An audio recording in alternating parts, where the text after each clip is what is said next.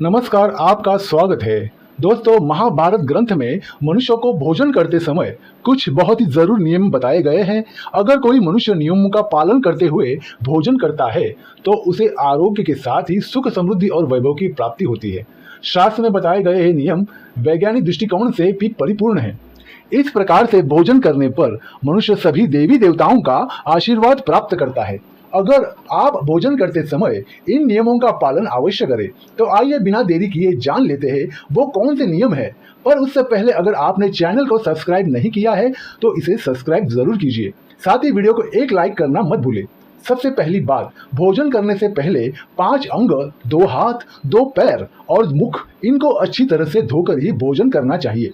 भोजन से पहले अन्य देवता एवं अन्नपूर्णा माता की स्तुति करके उनका धन्यवाद देते हुए तथा सभी भूखे प्राणियों को भोजन प्राप्त हो, ईश्वर से ऐसी प्रार्थना करके ही भोजन को शुरुआत करनी चाहिए। भोजन बनाने वाली महिलाओं को स्नान करके ही शुद्ध मन से मंत्र जाप करते हुए रसोई घर में भोजन बनाना चाहिए। सबसे पहले 3 रोटियां, एक गाय के लिए, एक कुत्ते के लिए और एक कौवे के लिए अलग निकाल कर फिर अग्निदेव को भोग लगाकर ही घर वालों को खिलाना चाहिए। भोजन किचन में बैठकर ही सभी के साथ करें। प्रयास यही करना चाहिए कि परिवार के सभी सदस्य के साथ मिल बैठकर ही भोजन किया जाए। नियम अनुसार अलग अलग भोजन करने से परिवार के सदस्य में प्रेम और एकता कायम नहीं हो पाती है।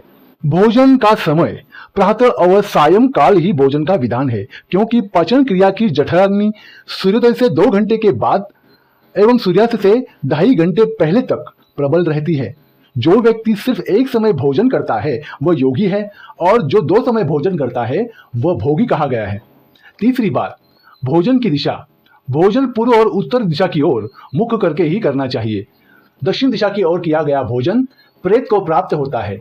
पश्चिम दिशा की ओर किया गया भोजन खाने से रोग की वृद्धि होती है।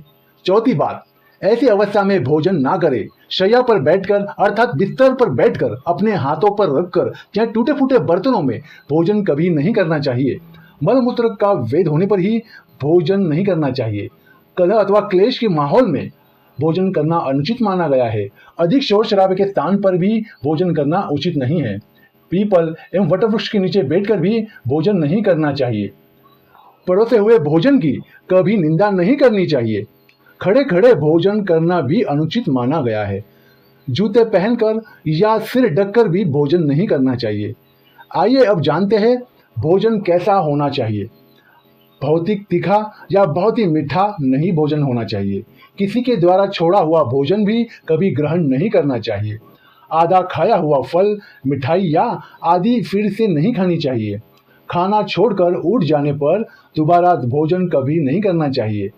जो कोई भी ढिंडोरा पीट कर खिला रहा हो वहां पर जाकर कभी भोजन नहीं करना चाहिए। पशु या कुत्ते के द्वारा छुआ हुआ भोजन कभी नहीं करना चाहिए। रजस वाला स्त्री के द्वारा परोसा गया भोजन भी करना अनुचित है। श्राद्ध का निकाला हुआ बासी या मुंह से फूंक मारकर ठंडा किया गया भोजन भी करना अनुचित है। बाल गिरा हुआ भोजन भी ना करे। अनदर युक्त अवहेलना पूर्ण परोसा गया भोजन भी कभी ना करे। कंजूस के द्वारा वर्षा के हाथ का शराब बेचने वाले भोजन भी, अभ्यास का धंधा करने वाले व्यक्ति का भोजन भी कभी नहीं करना चाहिए। छठी बात, भोजन करते समय ध्यान रखे। भोजन के समय मौन रहे। रात्रि के समय भरपेट ना खाए। अगर भोजन करते समय बोलना आवश्यक है तो केवल सकारात्मक बातें करें। भोजन करते समय किसी भी प्रकार की समस्या पर चर्चा ना करें। भोजन को बहुत चबा चबा कर खाए। सबसे पहले मीठा, फिर नमकीन और अंत में कड़वा खाना चाहिए।